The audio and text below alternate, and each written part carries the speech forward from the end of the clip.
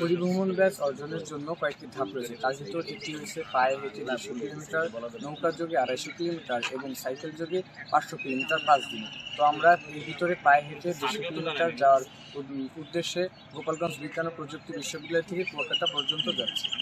পরিভ্রমণ মানে হচ্ছে এক স্থান থেকে অন্য একটি নির্দিষ্ট স্থানে নির্দিষ্ট দূরত্বে পায়ে হেঁটে রোভারদের যে ভ্রমণ সেটা, এবং এটা সাধারণ ভ্রমণ থেকে এই ভ্রমণের পার্থক্য হচ্ছে এটা বিনোদন থেকে বিভিন্ন শিক্ষামূলক এবং মোটো নিয়ে আমরা যে এগোচ্ছি সেগুলো মানুষকে সচেতনতা করা, জনসচেতনতা করা এবং সমাজ উন্নয়নে কাজ করা। পরিভ্রমণের মাধ্যমে আমরা পরিবেশের খুব কাছাকাছি গিয়ে বিভিন্ন অভিজ্ঞতা, ঐতিহাসিক স্থাপনা প্রদর্শন এবং দীর্ঘ পথ অতিক্রমণের মাধ্যমে আমরা আত্মবিশ্বাসী এবং ধৈর্যশীল হয়ে থাকি।